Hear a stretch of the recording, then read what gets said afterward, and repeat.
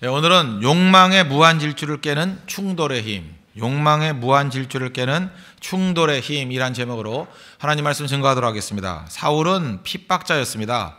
그것도 격렬한 핍박자, 격렬한 박해자였습니다. 그래서 예수 믿는 사람들을 잔멸하는, 잔멸의 뜻이 뭐라 그랬어요? 맹수가 먹이를 물어뜯는 거. 그러니까 교회가 물어뜯기고 있었습니다. 먹이같이 교회를 이렇게 물어뜯는 그런 잔멸하는 활동들을 했다는 것입니다. 9장 1절을 보십시오. 사울이 주의 제자들에 대하여 여전히 위협과 살기가 등등하여, 위협과 살기가 등등했다. 살기 등등, 이 살기 등등이라는 이 헬라어 단어를 보니까 엠프네온이라는 단어예요. 엠프네온. 이 엠프네온이라는 단어에서 그 원래 뜻이 뭐냐면 숨쉬다라는 뜻이에요. 엠프네오라는 단어인데 숨쉬다. 숨쉬다의 현재 분사형이에요. 그러니까 이걸 갖다가 우리 그냥 원어에 좀 가깝게 번역을 한다 그러면, 사울은 주의 제자들을 향하여 위협과 살기를 숨쉬면서, 그러니까 숨 쉴 때마다 이렇게 살기가 나오는 게 있잖아요. 살기, 위협과 살기를 숨쉬면서, 그러니까 죽이려고 하는 의지가 들심과 죽이고 싶어, 내쉴 때 죽일 거야, 뭐 이런 거야, 그죠? 이런 거죠. 저것들 죽여버려야지, 저것들 죽여버려야지. 아시겠어요? 이렇게 숨을 쉴 때마다 그냥 살기가 묻어 나온다는 거예요. 들숨과 날숨, 이게 숨 쉴 때마다 저것들 죽여버려야지, 저것들 죽여버려야지, 그러고 있었다라는 것입니다. 또 다른 말로 하면 예수 믿는 사람들을 박해하는 것을 자기 자신의 어떤 에너지로 삼았다는 거예요. 생기를 고취시키는 일, 그렇게 살았다는 것입니다. 가끔마다 이렇게 악령에 사로잡힌 사람들 보면요, 예수 믿는 사람들을 핍박하고 교회를 공격하고 하는 것들에 무슨 에너지를 받는 것 같아요. 그죠? 바로 그런 거라는 거예요. 엠프네온, 이런 단어, 엠프네온. 살기가 등등하다. 뭔가 이렇게 숨 가운데 이렇게 악령의 마귀적인 숨결이 있더라는 것입니다. 우리 가운데 그런 사람 있죠. 뭐 너무 화가 나고 어떤 때는 이게 막 사람 복수하려고 그러는 사람들 눈빛이나 그 숨 한번 옆에 보세요. 그 안에 그 악한 마귀적인 그런 들숨과 내심이 있다고요. 그게 바로 왜요? 엠프네온. 그런 모습이었다는 것입니다. 아마 그 옆에 사울이 있는데 옆에 갔을 때 그 숨 들이마시면 아마 독이 나올 거예요. 독이 입에서, 그죠? 독이 살기가 등등해서 그런 모습이었다는 것입니다. 그가 예수 믿는 사람들을 박해했던 이유는 뭐냐? 확신에 근거했기 때문에 그렇습니다. 근데 그 확신이라는 것이 사실 별 근거도 없어요. 그 바울이 앞뒤 내용들을 보면 예수님을 가짜라고 생각하고 예수 믿는 사람들을 잡아넣었던 이유가 뭐냐? 근거를 보면 한 가지였던 것 같아요. 예수님이 나무에 달려 죽었다. 신명기 21장 22절에 보니까 사람이 만일 죽을 죄를 범함으로 내가 그를 죽여 나무 위에 달거든 그 시체를 나무 위에 밤새도록 두지 말고 그날에 장사하여 내 하나님 여호와께서 내게 기업으로 주시는 땅을 더럽히지 말라. 나무에 매달았으면 그냥 하루 넘기기 전에 빨리 묻어버려라. 그리고 단서같이 하나 붙은 게 뭐냐 하면 나무에 달린 자는 하나님께 저주를 받았음이니라. 이게 전체적인 맥락에서 그렇게 중요한 얘기도 아니거든요. 근데 나무에 달린 자는 하나님께 저주를 받았다. 그러니까 세상에서 제일 무서운 게 책 한 권 읽은 사람이죠. 그러니까 사도 바울이 되기 이전에 사울은 이렇게 생각했다는 거예요. 예수님이 나무에 달려 죽은 걸 보면 저건 하나님께 저주받은 거다. 그러므로 저건 가짜다. 굉장히 단순하게 판단하다는 것입니다. 실제로 그보다 훨씬 더 중요한 것인데, 우리가 어떤 사람 최악의 행동을 하는 경우 이렇게 얘기를 하죠. 뭐 그런 얘기 들어보셨죠? 잘 모르는 경우, 무식한 경우, 이게 최악의 행동이에요. 그보다 더 최악은 뭐냐? 잘 모르는데 소신이 있는 사람. 모르면서 무식한데 소신이 있어요. 이게 더 무섭죠? 최악은 뭡니까? 잘 모르는데 소신도 있고 거기다가 또 열심까지 있는 사람. 부지런한 사람. 이게 뭐 감당을 못 하잖아요. 그러니까 사도 바울의 모습을 보니까 이게 딱 다 맞았더라고요. 무식하고, 그죠? 예수님 누구지도 모르고 거기다 소신까지 있고 거기다 얼마나 열심입니까? 그래서 자기 동네에서 예수 믿는 사람 잡기가 다 끝나니까 이젠 다메섹까지 가가지고 교포들 사이에 나쁜 영향을 미칠 수도 있어. 그래서 다메섹에 가가지고 예수 믿는 사람 잡겠다고 가는 모습 있지 않습니까? 이제 무식하고 소신 있고 열심까지 있는 그런 모습, 최악의 모습이라는 것입니다. 우리 자신에게 한번 물어봅시다. 우리가 어떤 사람들, 특별히 교회 안에서도요, 저 사람 잘 믿는 사람이다, 그런 사람이 오히려 문제가 되는 경우도 있다고요. 왜냐? 확신이 있어요. 거기다 부지런함도 있어요.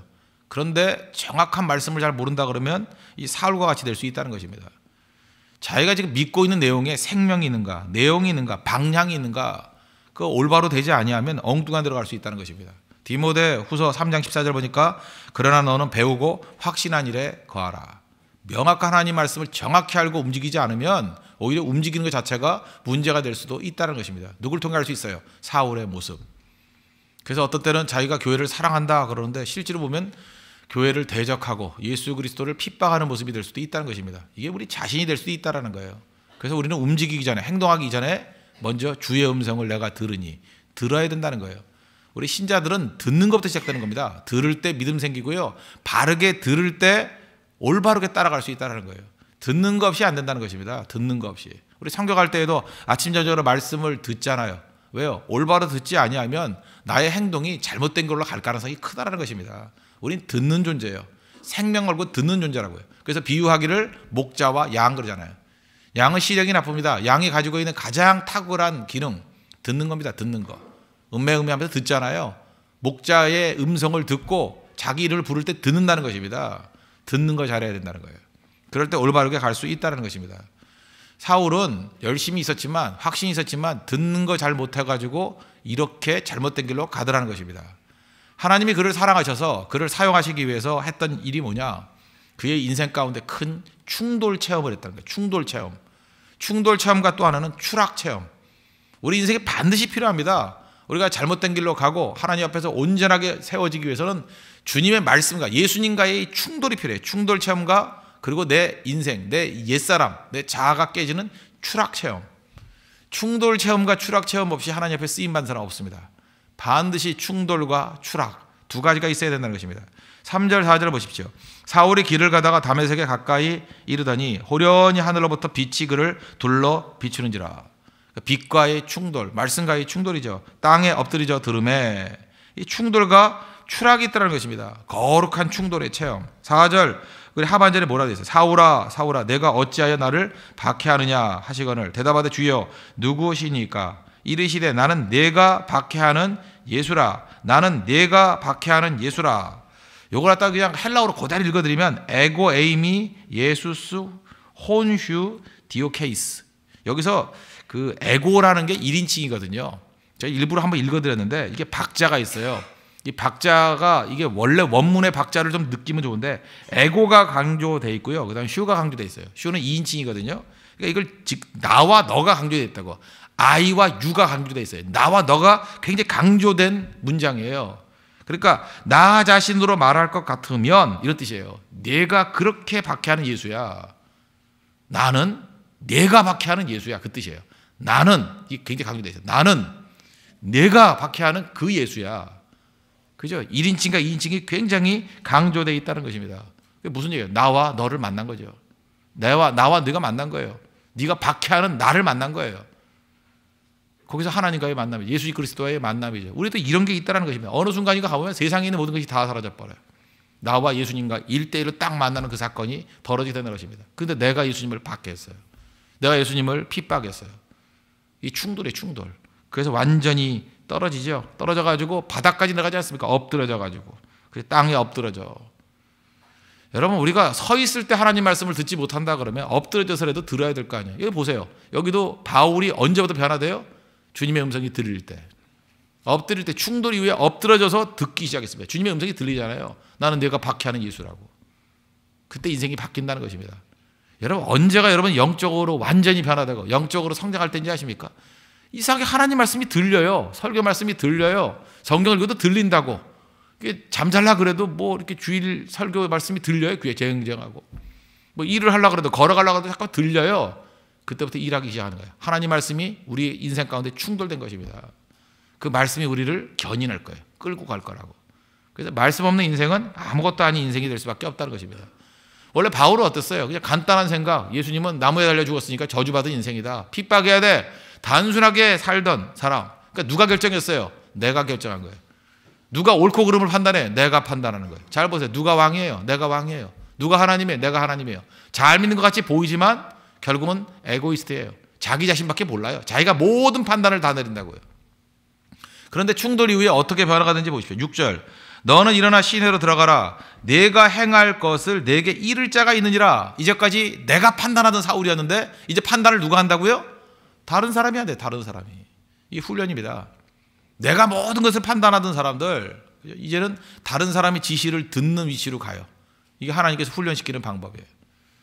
가끔마다 교회에서도 보면요. 예수 오래 믿는데도 불구하고 지독하게 변화 안 되는 사람이 있습니다. 특징이 뭐냐? 내가 다 판단한대요. 자기 고집으로 살아가요. 자기 고집으로. 남 얘기도 안 듣고. 여러분 지금도 우리 간사라든지 리더라든지 교사들 얼마나 힘드시겠습니까? 그죠? 제가 압니다. 왜 그러냐? 이런 사람들 많이 있거든요. 리더나 간사할 때 또 교사할 때 보면은 말 안 들어요. 그죠? 이게 말 안 듣고 이게 사울 같은 이런 사람들이 있어요. 그죠? 자기 고집에 난 누구 얘기도 안 들어. 내 인생은 나의 것 이러면서 그죠? 나는 내가 판단해. 말 되게 안 들어요. 올해도 안 오고 그죠? 가라면 오고 오라면 가고 그죠? 예상치도 안 했는데 그냥 밥 먹는다 그러고 막 모이고 뭐 지멋대로 그죠? 내가 생각할 때 와야 될 사람들은 안 오고요. 왜? 자기가 중심이기 때문에. 그 아직 성장 아직 먼 겁니다. 자기가 유익하면 하는 거예요. 유익하면 일찍 가고 유익이 없다 그러면 안 가고 모든 판단을 누가 해요? 내가 해, 내가. 그죠? 성교가 유익하다 싶으면 가고 아니다 싶으면 안 가고요. 그 모임이 유익하다 싶으면 가고 아니다 그러면 안 가고 하여튼 뭐든지 판단이 다 자기라고요. 제일 먼저 깨지고 난 다음에 사울에게 줬던 메시지가 뭐예요? 너 판단하지 마 이제. 너에게 행할 것을 이룰 자가 있다. 그 말 들어야 돼. 이게 출발이라는 것입니다. 그래서 들음에서 나오잖아요. 그 다음에 능동적에서 수동적이 돼버렸죠. 8절 하나님께서 그냥 그의 눈이 보이지 않게 만들어버렸어요. 사울이 땅에서 일어나 눈을 떴으나 아무것도 보지 못하고 사람의 손에 끌려 다메섹으로 들어가서 이게 사울이 보통 때 했던 행동이에요. 모든 게 능동적이었어요. 내가 결정하는 거였거든요. 근데 눈이 가려져가지고 사람 손에 끌려가지고 더듬더듬 끌려가는 인생이 되더라는 거예요. 하나님께서 우리 박살 만들어버립니다. 박살 내버려요. 왜요? 이제는 끌려다니는 인생이 되라고. 들으라고요. 그러니까 하나님 앞에서 이 체험을 반드시 해야 된다는 것입니다. 그리고 3일 동안 죽음의 영역으로 들어가는 체험을 하잖아요. 그래서 옛사람과 새사람의 교체 작업이 벌어집니다. 9절 보십시오. 사흘 동안 보지 못하고 먹지도 마시지도 아니하니라. 여러분들 하나님 말씀과 충돌해서 이렇게 눈물어 본 경험이 있습니까?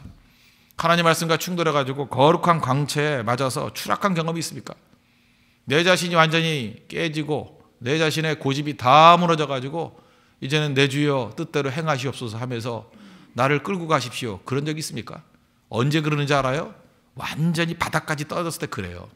일어날 힘도 없고 내 판단으로 아무것도 되는 일이 없거든요. 하나님 내 인생을 의탁합니다. 내 인생을 주관해 주십시오. 내가 판단할 힘이 없어요. 그냥 내 인생을 주관해 달라고. 나를 건져 달라고. 그게 하나님 말씀과 충돌하는 과정이에요. 그때부터 새로운 인생이 시작되더라는 것입니다. 그래서 하나님 말씀과 충돌했던 사람들, 그게 자기 인생의 새로운 시작인데 뭐 교회 안에 그런 거 되게 많습니다. 뭐 예를 몇 개 들어본다 그러면 그 비스무리한 일들이 있을 거고 여러분들 그 사건이 없다 그러면 이런 사건을 꼭 기도해야 된다고 생각을 합니다. 어떤 남자분이 계셨는데 아내가 교회를 다닙니다. 교회를 다니는데 이분이 직업이 기자예요. MBC 기자인데 예수를 안 믿었습니다. 그래서 교회를 태워다 주고, 교회에다 태워다 주는 이유가 뭐냐면 교회 바로 옆에 골프 연습장이 있기 때문에. 어느 교회인지 아시겠죠? 온누리 교회입니다. 예. 그런데 하루는 그 예배가 좀 늦어졌는지 나오질 않는 거예요. 그래서 화가 너무 나가지고 기자니까 내가 저 교회에 들어가가지고 저 교회 비리를 파헤치겠다. 그죠? 비리를 파헤쳐가지고 보도해버리겠다. 이런 마음으로 들어갔답니다. 들어갔는데 들어가는 그날 따라 또 사도행전 말씀을 했대요. 말씀 듣고 충돌받아서 깨져버렸어요. 그래서 그때 그 순간에 예수님 만난 거예요. 그게 그분에게선 다메섹이죠. 그 나중에 또 목사가 됐어요. 목사가. 조정민 목사님 아세요? 예. 그분이에요. 그분. 이렇게 만난 거라고요. 이게. 말씀과의 충돌. 그죠? 이분이 옛날에 뭐 보스턴 있을 때 얼핏 봤는데, 그죠? 충돌. 앵커도 하셨잖아요. 충돌. 이런 일이 뭐 한두 번이겠습니까? 또 어떤 분이 있는데 술에 만취한 분이에요. 술에 만취해가지고 제정신이 아니잖아요. 근데 이게 교회 지나가다가 교회 줄이 쭉 서 있으니까 특세 줄이었거든요. 얼떨결에 들어가죠. 새벽에 얼떨결에 들어왔다가 술이 확 깨는 말씀이 들리더래요. 그죠? 정신 차리라고. 낮에 같이 단정해. 술에서 깨라고. 술 취하지 이는 방탕한 거라고. 그래서 자기 얘기를 다 그래요. 번쩍 깨져가지고. 그래서 예수님 그때 만난 거예요. 술이 확 깨는 말씀이 돼요. 그 다음에 술도 끊어버리고 예수 믿게 되는 분. 제가 그걸 보면서 느끼는 게 뭐냐면 줄 서서 예배 드리는 것도 일종의 메시지예요. 그거 아세요? 우리 홍대서 교회들에게 줄 서서 예배 드리는 걸 위해서 기도하십시오. 하나님께서 그걸 중에서 메시지 주시는 거예요. 어제 교회 좀 예배 성도들이 좀 많이 왔는가 봐요. 그죠? 그래서 어떤 안내 보시는 집사님이 이렇게 사진을 이렇게 뭐 전체 사이트에 올렸더라고. 뭐 카톡인가 올렸더라고요. 만석입니다. 앉을 자리가 없네요. 그랬더니 그 밑에 달린 내용도 쭉 보니까 교인들이 되게 좋아하더라고요. 그죠? 그랬더니 어떤 성도가 자기 기도했다는 걸 잘난 척하려고 이렇게 써놨더라고요. 기도 모임 때 구름대같이 모여 축복된 예배가 되도록 기도했거든요. 근데 그 말은 안 하지만 내가 기도해서 그렇게 된 거야. 뭐 이런 느낌이에요. 그죠? 뭐 이러면서. 그래서 느꼈던 게 뭐냐 하면 교회의 장식, 교회 데코레이션 가운데 제일 좋은 데코레이션이 뭔지 아십니까? 사람이에요. 좋은 거 갖다 붙여놓고 좋은 거 뭐 이렇게 디자인한 게 아니라 그냥 허름한 곳이도 괜찮아요. 많은 사람들이 앉아있고 많은 사람들이 기도하고 많은 사람들이 예배 드리는 것보다 더 멋진 데코레이션 없습니다. 그죠? 잊지 말라고요. 사람이 데코레이션이 사람으로 가득가득 찬 곳이 되길 원합니다. 그죠? 그 모습, 그 줄 서는 모습 때문에 믿는 사람도 있잖아요. 그것이 계기가 돼서 하나님과의 말씀에 충돌이 일어난 거죠. 또 어떻게 예수님 믿게 된지 아십니까? 말씀과의 충돌. 어떤 그 아드님을 두고 있는 분인데 그 아들이 결혼했습니다. 그러니까 아들이 결혼하면 그렇게 며느리가 예쁘대요. 모르겠습니다. 저는 아들이 없으니까 며느리를 볼 일이 없는데, 그죠? 며느리가 그렇게 예쁘대요. 뭐 예쁘겠죠, 그죠? 예쁘겠죠. 근데 며느리를 볼 시간이 없더래요. 왜냐하면 이게 맞벌이 하니까 뭐 낮에는 며느리가 직장 간다고 안 보이고 또 주말에 가려고 봤더니 주말에도 안 보이더래요. 어디 가요? 교회 가니까. 그래가지고 이분이 며느리가 너무 보고 싶어가지고 교회 찾아왔대요. 찾아와서 머뭇거리다가 나오려고 그러면 뭐 아버님 잠깐만 그러고 딱 왔다 갔다 하고 그래서 도저히 안 되겠다 그래서 들어왔대요. 들어와서 며느리 만나러 왔다가 예수님 만났어요. 아시겠죠? 들어와가지고 또 말씀과의 쾅 충돌이 일어나가지고 그 다음부터는 며느리보다 더 멋지신 예수님 만났다 뭐 이런 고백을 하게 됩니다. 저보다 이게 많이 변화되잖아요. 어제 예배만 해도 그렇습니다. 어떤 그 자매 이야기인데 이런 메시지를 보내왔다고. 저희 아빠가 거기는 아빠라고 돼 있던데 10년 만에 자진해서 처음 나온 예배래. 10년 만에. 그러니까 우리는 뭐 지나가는 아저씨 중에 하나겠지만 이 가정은 굉장히 중요한 거예요. 10년 만에 나온 거예요. 10년 만에. 그것도 자진해서. 그런데 말씀의 은혜를 받았대요. 뭐 어저께 뭐 인정받고 못 받고 뭐 그런 얘기 했잖아요. 그죠? 뭐 콜레라 주사 5번 맞고. 그 되게 재밌게 들으면서 나도 그런 경험이 있어. 나도 그런 경험이 있으면서 하면서 그 다음에 자기가 하나님 앞에서 인정받는 것 같은 느낌을 받았다라는 거예요. 그래서 늘 교회에 대해서 부정적이었답니다. 그래서 모든 교회에 대한 부정적인 자료를 다 갖고 있는 분이래요. 그죠? 예, 그런 분, 그런 것만 스크랩해 놓고 다 모아놓고 무슨 말만 하려고 그러면 이제 하나씩 다 얘기해서 자기가 교회를 안 가는 이유에 대해서 이 합리적인 이 논리를 제시하는 그런 아버지였대요.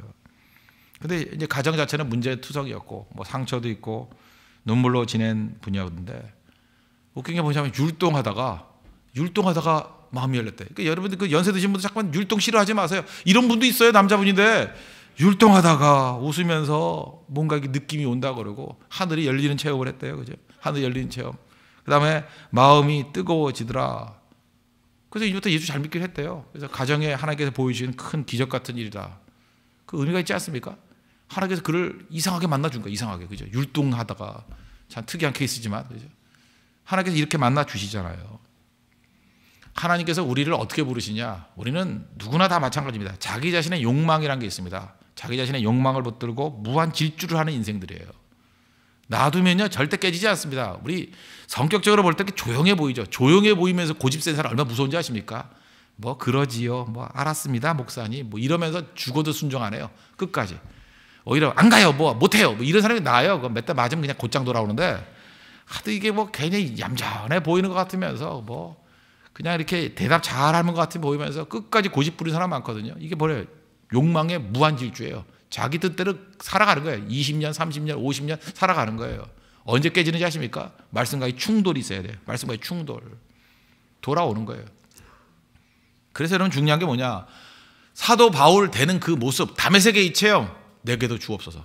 이 변화 안 된다 그러면 반드시 필요합니다. 내 인생에 어떤 크나큰 터닝 포인트가 필요하다 그러면 말씀과의 충돌 이거 반드시 필요해요. 그리고 또 하나 필요한 게 뭔지 아십니까? 교회를 위해서 기도하십시오. 하나님 예배 때마다 모든 모임마다 이 말씀과의 충돌이 있기를 원합니다. 그래야 변화가 되죠. 그래서 살아있는 교회의 특징이 뭔지 아십니까? 말씀이 그래서 중요한 거예요. 하나님 말씀이 신실하게 증거되고 말씀이 강력하게 증거될 때에만 말씀과의 충돌이 있잖아요. 그래야 회심이 있고 그래야 변화가 나타난다는 것입니다. 그래서 가장 영광스러운 교회는 담에서 도상의 체험이 날마다 이루어지는 교회. 그럴 때 회심의 역사가 나타나기 시작한다는 것입니다. 이런 변화와 또 우리 주변에 있는 모든 사람들, 우리 가족 가운데 사울과 같은 체험을 하는 은혜의 역사가 있기를 기도하는, 그런 것을 체험하는 우리 은혜의 교회 되기를 축원합니다. 그게 꼭 필요하다는 거예요. 또 한 가지 포인트가 더인데, 여기서도 중요한 건 뭐냐면 예수님과 성도의 일체성이라는 것입니다. 여기 4절 5절 보니까 뭐 사울아 사울아 내가 어찌하여 나를 박해하느냐, 나를 주여 누구십니까? 그랬더니 나는 내가 박해하는 예수다. 사도 바울이 되기 이전에 사울이 예수님 박해한 적이 없잖아요. 예수님 뭐 부활 승천하시고 하나님 보좌 우편에 계시는데 언제 예수님을 박해해요? 누굴 박해한 거예요? 예수 믿는 사람들을 박해한 것을 예수님이 뭐라 그래요? 나를 박해했다. 이거 굉장히 중요한 메시지라는 것입니다. 그냥 나를 박해했다. 우리 자신에게 한번 적용해 봅시다. 내가 하나님의 뜻대로 살아요. 내가 복음을 증거해요. 내가 하나님의 뜻대로 선교지에 나가요. 내가 일상생활을 예수 그리스도의 이름으로 해요. 근데 내가 당하는 어려움들이 있죠. 그 어려움이 누구의 어려움이라는 거예요? 예수님의 어려움. 내가 수모 당하는 게 누구의 수모라는 거예요? 예수님이 동일하게 수모를 당한다는. 무슨 얘기입니까? 나와 함께 한다는 거예요. 나와 함께 한다는 거. 그래서 여러분들 이렇게 생각하죠. 우리는 이 생각사고가 이래요. 너무 예수 믿는데 고난과 어려움이 많으면 예수님과 나를 분리시켜서 생각한다고요. 주님 내 기도 들으십니까? 뭐하고 계시는 거예요? 나 이렇게 고생하는데 내가 예수 믿고 이 고생을 합니다. 예수님 증거하다 이 박해를 당합니다. 예수님 듣고 계십니까? 나를 외면하시지 않습니까? 뭐 이렇게 접근하잖아요. 아니에요. 예수님은 나와 같은 자리에서 같은 위치에서 같은 마음으로 같이 박해받고 있어요. 분리될 수 있는 게 아니라니까요. 그래서 깊은 예수님과의 교제를 나누다 보면 예수님 바로 내 옆에 있다는 걸 느껴요. 박해받을 때 예수님 박해받는 거예요. 고난당할 때 예수님 같이 고난당하고요. 나하고 상관없는 게 아니에요. 나와 같은 체험을 한다는 것입니다. 성경할 때 우리 네팔 같은 데서 버스 오래 탔죠. 예수님도 멀미하셨을 거예요. 그죠? 같이 타면서 뭐 그런 건 아니지만 그렇게 느낌은 심으면 돼요. 그죠? 내가 힘들 때 같이 힘든 거고, 또 우리가 선교를 가려고 그러는데 이게 물질적으로 부족해서 선교비가 부족해서 기도할 때 있잖아요. 내가 물질이 부족해가지고 선교는 꼭 가야 되겠는데 이거 어떡합니까? 그래서 예수님도 같이 부족함을 느끼실 거예요. 그죠? 똑같은 마음으로 같이 기도하는 거예요. 그죠? 채워주기를 원합니다. 나랑 똑같이 이렇게 똑같이 내가 마음 졸일 때 예수님도 같이 마음 졸이시고, 내가 크게 기뻐할 때 예수님도 같이 기뻐하시고, 내가 하나님 앞에서 영광 돌릴 때 예수님도 같이 영광 돌리는 그 모습이 있다는 것입니다. 그게 예수님이에요. 저는 이 말씀을 통해서 중요한 단서 하나를 얻었습니다. 예수님은 나와 동일한 체험을 하신다는 거예요. 그죠? 동일한 체험하신다. 그렇다 그러면 내가 힘들고 어려울 때 걱정할 거 하나도 없죠. 예수님과 같이 고난받는 거니까. 예수님과 같이 동행하는 거니까. 어딘지 예수님께서 나와 함께 하니까. 겁날 거 없죠? 염려할 거 없죠? 오히려 담대하잖아요. 그리고 어떤 때는 예수님과 대화 나누면 되잖아요. 예수님도 힘드시죠? 저도 힘들어요. 웬만하시면 같이 좋은 데 가시죠. 이렇게 가는 거예요. 그죠? 권유하면서. 그게 신앙생활이라는 것입니다. 능히 승리할 수 있어요. 그래서 사도 바울의, 이거는 뭐 하나님의 영감이겠지만 이후에 바울 서신에 쭉 나오는 얘기들 보면은 무슨 얘기예요? 교회는 그리스도의 몸이다, 이런 이론이 나오죠. 에베소 1장 23절 같은 데 보면 교회는 그의 몸이니 뭐 이런 이론들이 나오지 않습니까? 그죠? 교회는 그리스도의 몸이다. 이거 언제 체험해서 이게 발전된 거겠어요? 물론 성령께서 이렇게 알려주신 지혜도 있었겠지만 이 단서가 되는 말씀은 담에서 도상의 체험이에요. 자기 자신은 예수님 핍박한 적이 한 번도 없는데, 박해한 적이 없는데 예수 믿는 사람들을 박해했을 때 예수님이 박해당했다고 말씀하시잖아요. 바울에게 충격이죠. 성도와 함께하는 모습. 그러므로 교회는 뭐예요? 에클레시아. 에클레시아가 뭐예요? 우리 그 모든 믿는 구별된 성도들의 부름받은 사람들의 그 모임 아닙니까? 그게 교회잖아요. 교회. 성도들이 교회라는 거예요. 성도들이 고난당할 때 예수님이 고난당하고, 성도들이 핍박당할 때 예수님도 핍박당했다는 거예요. 그러므로 교회는 뭐예요? 그리스도의 몸이다. 이게 뿌리입니다. 뿌리. 여기서부터 깨닫게 된다는 거예요. 내가 하는 모든 것들이 예수님의 대리인이다. 잊지 마십시오. 그러므로 낙심하지 않고 주와 함께 동행해서 어디를 가든지 예수님 대신에 말씀 전가하고 예수님 대신에 기쁨과 영광을 돌리고, 또 고난당할 때 예수님과 함께 고난당하는. 그래서 여러분들 예수 이름으로 나갈 때 여러분들 핍박하는 건 예수님 핍박하는 거예요. 여러분들 공격하는 건 예수님 공격하는 거예요. 나중에 그 사람들 크나큰 대가를 치를 것입니다. 그죠? 그렇다면 우리가 지치지 않잖아요. 힘이 있잖아요. 사명감이 있잖아요. 그게 바로 성도의 모습이라는 것입니다. 말씀에 결론 맺겠습니다. 오늘 이 말씀을 통해서 한 사람 한 사람 자기 욕망에 무한 질주를 하고 있는 인생들입니다. 자기 고집대로 살아가요. 그럴 때 우리를 사랑하는 예수님께서 말씀을 통해서 충돌 체험 주신다는 거예요. 추락합니다. 기쁜 사람 하나도 없어요. 근데 그때에 옛 자아가 죽고 말씀이 들리면서 새로운 인생이 시작된다는 것입니다. 오늘도 담에서도 당연히 체험과 같은 새로운 출발이 있는 우리 믿음의 종 되기를 바랍니다. 그리고 또 한 가지, 나와 함께 동행하신 예수님 계십니다. 내가 핍박당하는 것이 예수님 핍박당하는 것입니다. 내가 고통당하는 것이 예수님 고통받는 겁니다. 내가 영광 받는 것이 예수님 영광 받는 겁니다. 주와 함께 동행함으로 말미암아 풍성한 열매가 얻는 신실한 종들 되기를 축원합니다. 기도하겠습니다. 이 시간에 이 말씀을 놓고 다 같이 하나님 앞에 간구하겠습니다. 주님, 깨지는 인생 되게 인도하여 주시고 주와 함께 영광과 고통도 같이 받도 인도해달라고 다 같이 하나님 앞에 간구하도록 하겠습니다.